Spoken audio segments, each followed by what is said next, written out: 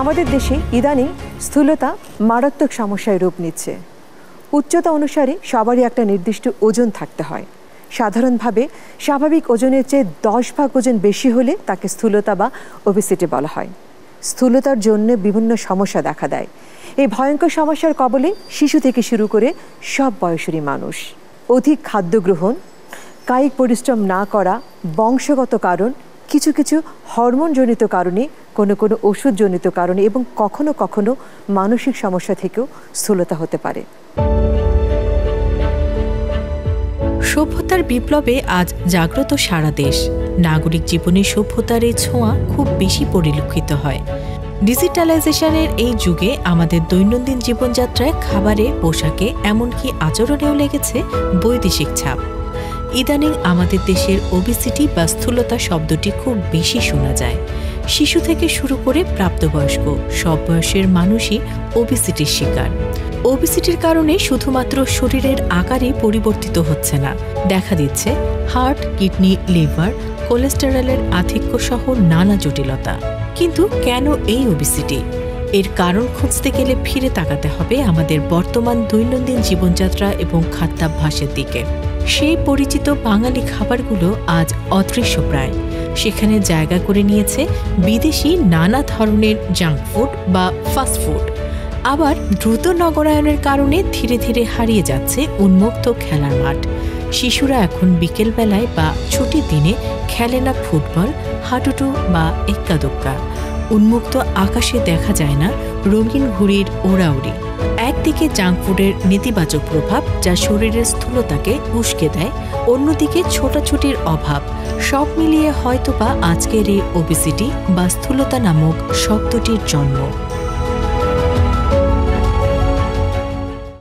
Obesity, এই obesity সমস্যার নানা দিক নিয়ে কথা বলার জন্য আমাদের মাঝে স্টুডিওতে রয়েছেন doctor Mahmud Hasan, endocrinologist, Dhaka medical college. আমাদের সাথে আছেন অভিনেতা সুমন পাটোয়ারি এবং আমাদের সাথে আছেন ফেরদৌসী কুইন এবং আরও আছে শাহাদাত হোসেন এবং তার চাচা মোহাম্মদ তারেক।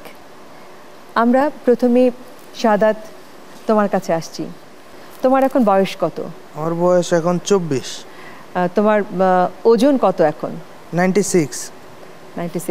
আমরা জানি যে তুমি একটা ছোটোখাটো দোকান চালাচ্ছ, তোমার একটা ছোটোখাটো চায়ের দোকান আছে, তুমি এইভাবে করে জীবিকা নির্বাহ করছো, কিন্তু তোমার সমস্যাগুলো কি কি হচ্ছে? স্বাস্থ্য নিয়ে যেরকম আমার ফ্যামিলিতে অনেক মেম্বার আছে, তাদের নিয়ে আমি চিন্তা ভাবনা করি। এটা নিয়ে আমি দোকানদারি করি, দোকান করি, একটা ছোটোখাটো ব্যবসা করি। এই ব্যবসা নিয়ে চলতে হয় আমাদের। কিন্তু এই যে তোমার ওজনের জন্য কি এটার কোনো সমস্যা হয়? সমস্যা হইলে তো আর কিছু করার নাই, ওটা নিয়ে আমি চলতে হয়, বাস্তবতা নিয়ে ওটা নিয়ে চলতে হয়। ওভাবে আমি দোকানদারি করি, ওই জায়গায় দোকানদারি করতে আসে, ওই জায়গায় থাকতে আসে আর কি। আচ্ছা, তো তুমি কি কখনো ব্যায়াম ট্যায়াম করো? ব্যায়াম ট্যায়াম করেছো? জি না, ব্যায়াম ট্যায়াম করিনি, বা করার সুযোগ হয়নি তোমার? সুযোগ হয়নি। আচ্ছা, আমরা এবার চাচা আপনার কাছে আসছি। আমরা জানি যে ওর বাবা অসুস্থ, বাবা আসতে পারেননি বলে আপনি এসেছেন, আপনি ওর চাচা। তো আপনারা তো যৌথ ফ্যামিলি, তো ও কি ছোটবেলা থেকে এরকম? জি না, ছোটবেলা থেকে এরকম না, তবে আস্তে আস্তে ওর বয়স বাড়ার সাথে সাথে শরীর ওজনও বাড়তেছে, খাদ্য চাহিদাও বাইরে গেছে। এইভাবেই আর কি ওর জীবনটা এখন ওজন 96 কিলো হয়ে গেছে। তো ও যে একটা দোকান চালাচ্ছে, ওখানে কি সারাক্ষণ ওকে বসে থাকতে হয়, দাঁড়িয়ে থাকতে হয়? ওর বেশিরভাগ সময়ই বসে থাকতে হয়, বসে কাজ কাম তো, যার কারণে আরো বেশি মোটা হয়ে যাইতেছে। আমরা এবার ফেরদৌসী কুইন আপনার কাছে আসছি।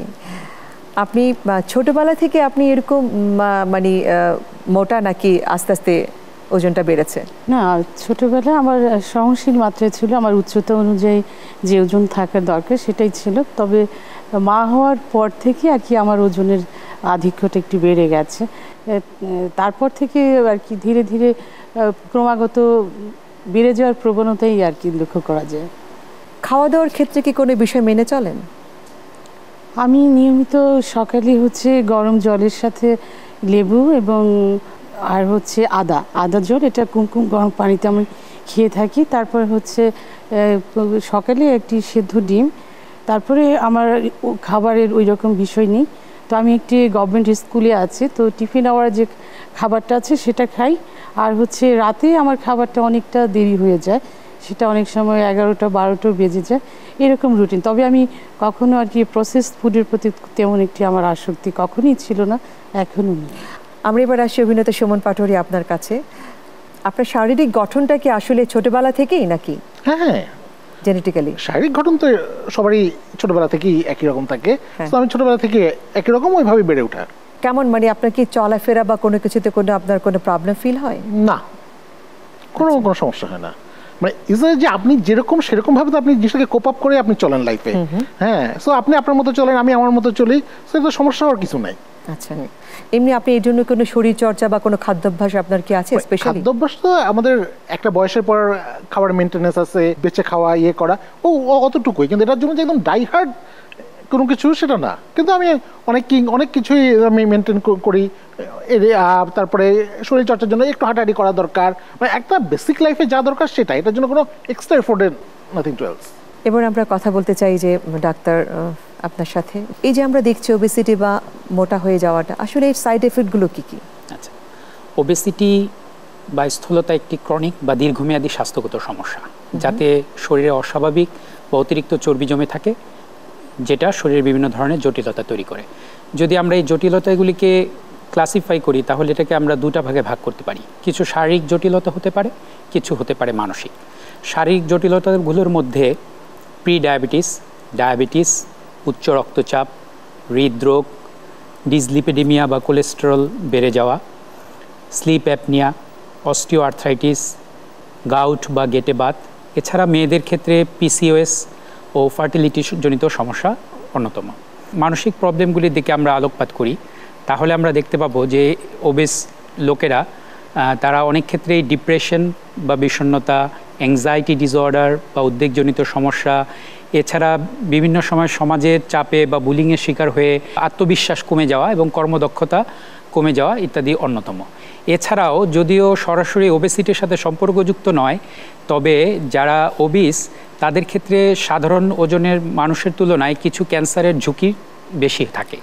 যেমন খাদ্যনালী, পাকস্থলী, কোলন, তাছাড়া অগ্নাশয় বা প্যানক্রিয়াস, এবং পুরুষের ক্ষেত্রে প্রোস্টেট ও মেয়েদের ক্ষেত্রে ব্রেস্ট, ওভারি এবং জরায়ুর ক্যান্সার হওয়ার ঝুঁকি বেশি থাকে। আমরা ইদানিং দেখতে পাচ্ছি যে ছোট ছোট বাচ্চারা ওবেসের কারণে কিন্তু তাদের কিডনি সমস্যা হচ্ছে, তাদের মানে অনেক সময় দেখা যায় তারা স্ট্রোকও করে ফেলে। এটা কেন হচ্ছে? বা তাদের কোলেস্টেরলও কিন্তু হাই হয়ে যাচ্ছে। জি, আপনি ঠিকই বলেছেন। ছোট বাচ্চা এবং কিশোর কিশোরীদের মধ্যে হৃদরোগ, লিভার, কিডনির সমস্যা, কোলেস্টেরল বেড়ে যাওয়া, এমনকি স্ট্রোকও দেখতে পাচ্ছি। এবং যত দিন যাচ্ছে দিন দিন এর হার বৃদ্ধি পাচ্ছে। এটার সাথে যদিও অন্যান্য আরও বিষয় জড়িত থাকে, তবে এর সাথে ওবেসিটির একটা ঘনিষ্ঠ সম্পর্ক রয়েছে। গবেষণায় দেখা গেছে যারা ওবেস তাদের ক্ষেত্রে যারা স্বাভাবিক ওজন তাদের তুলনায় হৃদরোগ হওয়ার ঝুঁকি দ্বিগুণ থাকে। সাধারণত যাদের ওবেসিটি থাকে তাদের শরীরে কিছু পরিবর্তন হয়, যেমন আমাদের রক্তনালীর মধ্যে ইনফ্লামেশন বা প্রদাহ, এন্ডোথেলিয়াম ইনজুরি এবং রক্তনালীতে কোলেস্টেরল জমা হয়ে যাওয়া, এবং সেলুলার লেভেলে ইনসুলিন রেজিস্ট্যান্স, তারপর আপনার কিছু ক্ষতিকারক ফ্রি রেডিক্যাল তৈরি হয় যেগুলি আমাদের শরীরের জন্য ক্ষতিকারক। এই জিনিসগুলির সম্মিলিত প্রভাবে দেখা যায় আমাদের গুরুত্বপূর্ণ অঙ্গসমূহ যেমন হার্ট, লিভার, কিডনি, ব্রেইন, এই জায়গাগুলিতে যে রক্তনালীগুলি থাকে সেগুলি সরু হয়ে যায় এবং এর রক্ত প্রবাহ ক্ষতিগ্রস্ত হয়, যে কারণে আলটিমেটলি এই অর্গানগুলির ফাংশন জটিলতা সৃষ্টি হয়। এবং যে বাচ্চাটা যত অল্প বয়সে ওবেসিটিতে আক্রান্ত হচ্ছে তত তার অল্প বয়সে এই ধরনের শারীরিক জটিলতাগুলি হওয়ার সম্ভাবনা বেশি থাকে। সম্পর্কে আপনার কাছে আসছি, আপনি এমন হয় না যে হয়তো অল্প খাচ্ছেন কিন্তু ওজনটা আসলে বেড়ে যাচ্ছে, এটা কি আপনার ক্ষেত্রে কখনো হয়েছে? এটা তো একটা হয়, এটা একটা হয়, কিন্তু এটা কিন্তু যে সবুজ যে ওবিস মানে যারা মোটা তাদের জন্য না, এটা কিন্তু সবার জন্য এটা হচ্ছে একটা মানে শারীরিক ঘটনার উপর এটাকে ডিপেন্ডস করে। হ্যাঁ, সো এটা নিয়ে আসলে কোনো চিন্তা হবে মানে খুব বেশি চিন্তিত হওয়ারও কিছু নাই, কারণ হচ্ছে লোকে যে আপনার শারীরিক গঠন যেটা সেটা আপনাকে আসলে ব্যালেন্স করতেছে কিনা বা আপনাকে সাপোর্ট করতেছে কিনা সেটা হচ্ছে আসল বিষয়। যেমন ধরুন যে আমি মোটা কিন্তু আমি আসলে কতটুকু কাজ করতে পারি বা কতটুকু কর্মক্ষম, হ্যাঁ সেটাই হচ্ছে আমার জন্য অনেক বেশি ইম্পর্টেন্ট, যে আমাকে কতটুকু সাপোর্ট করছে। মানে এমন না যে একটা শুকনো লোক হইলেই যে আমার থেকে বেশি কাজ করতে পারবে বা বেশি উদ্যম বা প্রবণতা থাকবে সেটা না কিন্তু।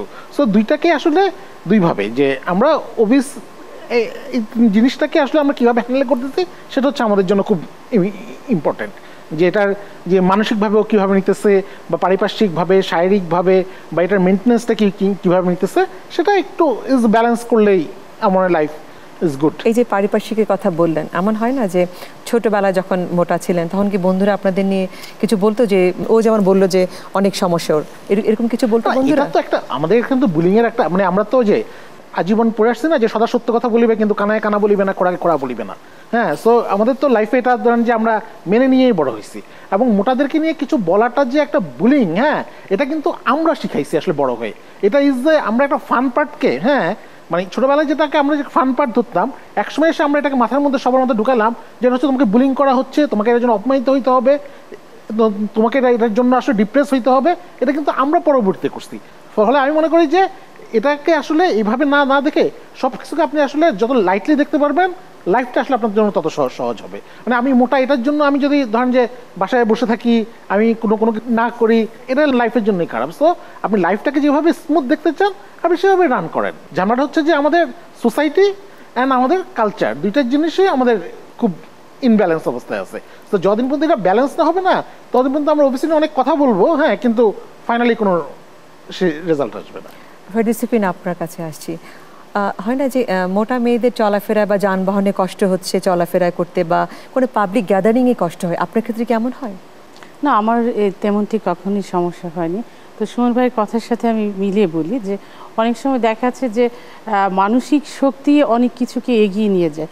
শারীরিক সক্ষমতার জায়গাটা যদি সে তার নিজের মধ্যে যদি দৃঢ় রাখে, সেখানে চিকন মোটায় কখনোই আমি বিভেদ মনে করি না। তো আমাদের অ্যানুয়াল স্পোর্টসে আমাদের এরকমটি হয়েছে যে হাঁটার প্রতিযোগিতা হয়েছে, তো সেখানে দেখা গেছে অনেকের মধ্যে আমি থার্ড না ফোর্থ পজিশনে আমি ছিলাম, এই অল্প একটুর জন্য আমি হয়তো পিছিয়ে পড়েছি। আবার অনেক সময় দেখা যায় যে বাড়িতে গৃহকর্মী নেই, তো অনেক 3300 স্কোয়ার ফিটের পুরো বাড়িটায় যে পুরো কাজ গৃহকর্মে যে কাজগুলো, সেই কাজগুলো আমি একাই করছি। ওই যে যেমন বললেন যে কানাকে কানা খোড়াকে খোড়া, হয়তো এরকমটি হয়েছে। ওই যে আমাদের সবচেয়ে চিকন মেয়েটা এসছে, হ্যাঁ, তো ওই রকম ওটা হয়তো যোগ করে বলে। এখন আমার মনের মধ্যে যদি সেটাকে পুঁজি করে সেটাকে মনের মধ্যে এক ধরনের চিন্তা কাজ করে যে আমাকে এটা বলছে, সেটাকে ছোট বিষয়টাকে যদি বড় করে, তাহলে সে সামনে এগোতে পারবে। আপনি কখনো হীনমন্যতায় ভুগেছেন না? কখনো না, এটা আমার মধ্যে কখনোই কাজ করেনি, কারণ নিজেকে ভালোবাসলে, নিজেকে সময় দিলে সেই কাজগুলি কখনোই কাজ করে না। আরেকটা হচ্ছে সৃজনশীলতার জায়গাটা হচ্ছে অনেক ব্যাপক এবং বিস্তৃত। যখন একটা মানুষ মোটা হয়, সেটা হচ্ছে কিছু সময়ের জন্য সে হতে পারে, কিন্তু তার যে মানসিক গঠন, বেড়ে ওঠার যে প্রক্রিয়া, তার যে সৃজনী প্রবাহ, সেখানে তার অনেক কিছুই আছে যেটা প্রকাশ করবার মতো, যেটা অনেকের মধ্যে নেই। তো সেটা যদি সে ভাবে যে আমার কাছে এটা আছে, ওর কাছে আমি তো এটা ভালো আছি, সেভাবে যদি ভাবে, তাহলে এটা হীনমন্যতা কখনোই ভোগার কথা না। আমরা এবার আপনার কাছে মিস্টার তারেক আসছি, যে আপনাদের পরিবারে কি আর এরকম কেউ আছে? না, আমাদের পরিবারে আর কেউ নাই, ওরই এই জিনিসটা দেখা দিয়েছে। ওকে কি কখনো ডাক্তারের কাছে নিয়েছেন বা ডাক্তারের পরামর্শ নিয়েছেন? না, ডাক্তারের কাছে তো যাইনি, কারণ ও তো কাজই করে, একটা ছোট দোকানদারি করে। আপনি তো সবার কথা শুনলেন, তো যাই হোক, ওনারা যেটা বলছেন, ওনারা যদিও যথেষ্ট, ওনাদের মানসিক শক্তি অনেক বেশি, কিন্তু ওনারা কি এখন চাইলে কি ওনাদের ওজন কমাতে পারবেন? জি, এখনও ওজন কমানো সম্ভব, যদি একজন ডাক্তারের পরামর্শ নিয়ে ওবেসিটির তীব্রতাটাকে আমরা যদি পরিমাপ করতে পারি, ওবেসিটিজনিত কোনো শারীরিক জটিলতা অলরেডি হয়েছে কিনা সেটা আমরা যদি নিরূপণ করতে পারি, এবং একটা সঠিক লাইফস্টাইল যদি আমরা মেনে চলতে পারি, খাওয়া দাওয়ার ক্ষেত্রে পরিবর্তন করা, একটা শরীরচর্চার অভ্যাস করা, এবং বিশেষ ক্ষেত্র বিশেষে প্রয়োজন অনুসারে ডাক্তারের পরামর্শে কিছু মেডিসিন কাজ করতে পারে, যেটাতে ওবেসিটি থেকে বেরিয়ে আসাতে হেল্প হতে পারে। ফেরদৌসী, আপনার কাছে আসছি, একটা সময় কিন্তু শুধু স্লিম মেয়েদের সুন্দরীর তকমা দেওয়া হতো, এখন কিন্তু মোটামুটি কিন্তু নিজেদের সুন্দর হিসেবে প্রমাণ করতে পেরেছে, আপনি কি বলবেন? হ্যাঁ, এটার সাথে আমি একেবারেই একমত। তো আমাদের বাংলাদেশের প্রেক্ষাপটেও 2022 থেকে মিস্টার অ্যান্ড মিসেস প্লাস এটা প্রতিযোগিতা হচ্ছে। তো সেখানে আসলে যেমন কিছুক্ষণ আগে যেটা বললাম, সৃজনের জায়গা, যেমন কবিতা, নাচ, তারপর অভিনয়, বিভিন্ন ক্ষেত্রে তার যে মানসিকতা, তার যে বেড়ে ওঠা, তার যে লেখাপড়ার একটি জগৎ, সেটা প্রথাগত লেখাপড়ার বাইরেও তাদের যাপিত জীবনের যে অভিজ্ঞতা সেটা দিয়ে সে তার বুদ্ধিমত্তা দিয়ে প্রকাশ করছে নিজেকে, আর শারীরিকভাবে সে মোটার সেটার জায়গাটাও সে সুন্দরভাবে উপস্থাপন করতে পারছে কিনা সেটা ওয়ার্ল্ড জুড়েও সেটার একটি প্রতিযোগিতা হচ্ছে। আমাদের এখানেও এটা হচ্ছে, এই কারণে আমি কখনোই মনে করি না যে এটা নিয়ে কখনোই তাদেরকে হীনমন্যতা ভোগা উচিত। সম্পর্কে আপনার কাছে আসছি, আমরা কিন্তু আপনার নাটক খুব উপভোগ করি এবং আমরা দেখি প্রতিটা নাটকে কিন্তু আপনার যে চরিত্রটা থাকে অসম্ভব সুন্দর এবং আমরা কিন্তু অনেক আমাদের ভালো লাগা কাজ করে। ধন্যবাদ। তো এই চরিত্রগুলো কি নির্মাতারা আপনাকে দেয় বা আপনি কেমন স্বাচ্ছন্দ্য বোধ কেমন করেন এই চরিত্রগুলো করতে যেয়ে? মানে আমার কিন্তু যে আছে না যে মোটা নিয়ে নাটক কিন্তু খুব বেশি একদিন থাকতে পারে, হ্যাঁ, কিন্তু যখন আমি কাজ করা শুরু করছি তখন আমাকে নিয়ে নির্মাতারাই ভিন্ন ভিন্নভাবে ভাবছেন। হ্যাঁ, সো আপনি যখন আপনার কাজটা যত ভালো হবে সেটা নিয়ে আসলে লোকজন সেটা নিয়ে কথা বলবে। একটা পর্যায়ে গিয়ে আমি মোটা বা কিছু না, হ্যাঁ, কারণ হচ্ছে হলো গিয়ে যে আমি কাজটা কি করতেছি এবং কাজের আসলে প্রতিফলটা কি হচ্ছে সেটা নিয়ে লোকজন আসলে কনসার্ন টু দ্যাট, যে সুমন ভাই মোটা আর ওই ভাই মোটা না, হ্যাঁ, এটা অনেক পরের ব্যাপার। হ্যাঁ, এটা এখন কোনো ব্যাপারই না। যে হচ্ছে আপনার what's your delivery, what's are your effect, what is your ইম্প্যাক্টটাই হচ্ছে সবচেয়ে বড় জিনিস লাইফে। আপনার কি এমন কোনো খাবার আছে যেটা প্রতি আপনি খুব আসক্তি বা ভালো লাগা কাজ করে, এমন কোনো ফুড আছে? একদম সি ফুড মানে যা দেখি তাই খেতে ভালো লাগে। মানে এটা খাওয়া নিয়ে তো কোনো রকম সি ফুডে তো বোধহয় খুব একটা মোটা, মানে এস ডাবল মানে যা দেখি। ও আচ্ছা আচ্ছা, ঠিক আছে, যা দেখেন, হ্যাঁ, এটা সবকিছু ভালো লাগে, সবকিছু ভালো লাগে খাইতে। সাদাত, তোমার কাছে আসছি, তোমার কি কোনো খাবার খেতে ভালো লাগে? যে কি খাবার খেতে তোমার ভালো লাগে? বেশি ফাস্টফুড আইটেম খেতে ভালো লাগে, যেরকম স্যান্ডউইচ, পিৎজা, বার্গার, এরকম জিনিস খুবই আমার সুস্বাদু খাবার, আমার লুচি সম্মত খাবার, এগুলো আমি বেশি খাই। আচ্ছা, আপনি কি বলবেন ডাক্তার? এই যে আমরা অনেকগুলো সমস্যা নিয়ে কথা বললাম, আসলে কিভাবে আমরা এই সমস্যাগুলো থেকে বের হব বা বের হওয়ার চেষ্টা করব? আচ্ছা, প্রথমেই ওবেসিটি সমস্যা থেকে যদি আমরা বের হতে চাই তাহলে এই ওবেসিটি সমস্যাটাকে আমাদেরকে গুরুত্ব দিতে হবে এবং এই বিষয়ে সচেতনতাটাও আসলে জরুরি। অনেকেই আমরা এটাকে একটা সমস্যা মনেই করি না বা অ্যাড্রেস করি না, যেটার জন্য এটা অনেক ক্ষেত্রেই দেখা যায় যে আননোটিসড থেকে যায়। তো এই ওবেসিটি থেকে যদি আমরা বের হতে চাই, এটার জন্য ওজন কমানোটাই সব প্রধান চিকিৎসা আসলে। তো ওজন কমানোর ক্ষেত্রে গবেষণায় দেখা গেছে যদি আমরা একজন মানুষ যদি শতকরা 10 ভাগ ওজন কমাতে পারে তাহলে তার ওবেসিটি জনিত যে স্বাস্থ্যগত জটিলতাগুলি এগুলি অনেকাংশেই হ্রাস পায়। তো এটার জন্য আমরা যদি এই বের হওয়ার প্রসেসটাকে মূল জিনিসটাকে ফোকাস করি তাহলে 3টা জিনিসকে আমি বলবো যে এটার মূল ফোকাস। একটা হলো যে পরিমিত সুষম এবং স্বাস্থ্যকর খাবার, নিয়মিত শরীরচর্চা বা ব্যায়াম এবং লাইফস্টাইল পরিবর্তন। এই 3টা ফ্যাক্টরকেই যদি আমরা মেনে চলতে পারি তাহলে ওবেসিটি চিকিৎসার ক্ষেত্রেও এটা হেল্প হবে এবং ওবেসিটি প্রতিরোধেও এটা খুবই গুরুত্বপূর্ণ। যদি প্রথমে খাদ্যাভ্যাসের দিকে যে বলি, খাদ্যাভ্যাসের ক্ষেত্রে আমাদের গুরুত্ব দিতে হবে সুষম এবং স্বাস্থ্যকর খাবার। সুষম বলতে আমরা অনেকে মনে করি যে কোনো একটা পোর্শন আমরা খুব বাদ দিয়ে দেব, যে একদমই কার্বোহাইড্রেট খাবো না বা একদমই চর্বি জাতীয় খাবার খাবো না, এটা কিন্তু সুষম খাবার নয়। যেখানে কার্বোহাইড্রেট, প্রোটিন এবং ফ্যাট 3টারই আমাদের বডির জন্য প্রয়োজন আছে। তার সাথে কিছু ভিটামিন এন্ড মিনারেলস কন্টেনিং যেমন ফ্রুটস, ভেজিটেবলস, কিছু বাদাম জাতীয় খাবার, এগুলি আমাদের খাদ্য তালিকায় থাকতে হবে। পর্যাপ্ত পানি পান করা উচিত। এছাড়া খাবারের ক্ষেত্রে যে জিনিসগুলি আমাদেরকে একদম অ্যাভয়েড করতে হবে সেটা হলো ফাস্ট ফুড, প্রসেসড ফুড, তারপর আপনার যে অতিরিক্ত তেলে ভাজা বা বারবার তেলে ভাজা যে খাবারগুলি আমরা খুব পছন্দ খাই, সিঙ্গারা, সমোচা, আদার যে দেখবেন যেটাতে ট্রান্সফ্যাট খুব তৈরি হয়, এই সমস্ত, এবং বিশেষ করে কোল্ড ড্রিঙ্কস, অধিক চিনিযুক্ত বিভিন্ন ধরনের সফট ড্রিঙ্কস, কোল্ড ড্রিঙ্কস, এই খাবারগুলি থেকে আমাদের দূরে থাকতে হবে। স্বাভাবিক আমরা যে ক্যালোরিটা তার একজন মানুষের ওজন অনুযায়ী যে ক্যালোরি দরকার তার থেকে 500 থেকে 700 কিলো ক্যালোরি যদি আমরা প্রতিদিন কম খাই তাহলে আমাদের ওজন কমানো এবং এটা ধরে রাখার ক্ষেত্রে এটা সাহায্য করতে পারে। এক্ষেত্রে আপনি আরও ভালো ফলাফলের জন্য আপনি একজন পুষ্টিবিদের পরামর্শ নিতে পারেন। এবার যদি আসি আমরা শরীরচর্চার বিষয়ে, তাহলে আমরা বলবো যে একজন প্রাপ্তবয়স্ক মানুষ অন্তত প্রতিদিন 30 মিনিট, এবং যদি বাচ্চাদের এবং শিশু কিশোরদের কথা বলি তাহলে তাদের ক্ষেত্রে প্রতিদিন অন্তত 60 মিনিট মাঝারি মাত্রার এক্সারসাইজ, যেমন ধরেন হাঁটা, জগিং, সাঁতার বা সাইক্লিং এ ধরনের এক্সারসাইজ করা উচিত একজন মানুষের। এবং এই এক্সারসাইজ রুটিনের মধ্যে সপ্তাহে 2 থেকে 3 দিন আমাদের কিছু ফ্রি হ্যান্ড বা resistance type of exercise include করলে এটা আরও বেশি ফলপ্রসূ হবে বলে আমরা মনে করি। লাইফস্টাইল পরিবর্তন, একজন সুস্থ মানুষের সে যদি স্বাভাবিক ওজন রাখতে চায় বা সুস্থ জীবনযাপন করতে চায়, তার দৈনিক অন্তত 6 থেকে 8 ঘন্টা সুন্দর একটা ঘুমের প্রয়োজন এবং বেশি রাত জেগে না থাকা। তারপর যদি আমরা বলি যে আমাদের প্রাত্যহিক জীবনে আমরা আছে না অনেক ক্ষেত্রে হাঁটাচলা করি, যেমন একটা কোথাও গেলাম, লিফট আছে, সিঁড়িও আছে, আমরা কিন্তু অনেকেই দোতলা ওঠার জন্য লিফট ইউজ করি। ছোটোখাটো দূরত্বের জন্য বা দোতলা 3তলা ওঠার জন্য আপনার যদি হাঁটুতে বিশেষ কোনো ধরনের সমস্যা না থাকে, তাহলে লিফটের বদলে আমরা সিঁড়ি ব্যবহার করতে পারি। অল্প দূরত্বে হাঁটার জন্য বাসার কাছেই কোনো দোকানে গেলেন, কোনো বাজার করতে গেলেন, ফ্রেন্ডদের সাথে দেখা করতে গেলেন, এই যে ছোট ছোট ডেইলি অ্যাক্টিভিটিগুলি, এই অ্যাক্টিভিটিগুলি করার সময় আমরা কিন্তু মানে রিক্সার বদলে আমরা একটু হেঁটে যেতে পারি। অফিসের কাজ বা আদার কাজের জন্য লম্বা সময় বসে থাকতে হয়, তাদের ক্ষেত্রে অ্যাডভাইস হলো যে অন্তত প্রতি 30 মিনিট পর পর আপনি একবার অন্তত মানে বসা থেকে একটু উঠুন, একটু আড়মোড়া ভাঙুন, প্রয়োজনে সামনে আধা মিনিট থেকে 1 মিনিট একটু পায়চারি করুন, এটা আপনার জন্য খুব হেল্পফুল হবে। আরেকটা খুব গুরুত্বপূর্ণ ব্যাপার যেটা ইদানিং লক্ষ্য করা যাচ্ছে, যে ডিভাইস বা স্ক্রিনিং টাইমের প্রতি আসক্তি। গবেষণা দেখা গেছে 2 ঘন্টার বেশি যারা স্ক্রিন যেমন মোবাইল, টিভি, ল্যাপটপ, গেমস এগুলির প্রতি সময় দেয়, তাদের ক্ষেত্রে ওবেসিটি হওয়ার চান্স অনেক বেশি বেড়ে যায়। এই লাইফস্টাইল দিকগুলি যদি আমরা মেনে চলতে পারি, তাহলে আমার মনে হয় এটা আমাদের জন্য অনেক হেল্পফুল হবে।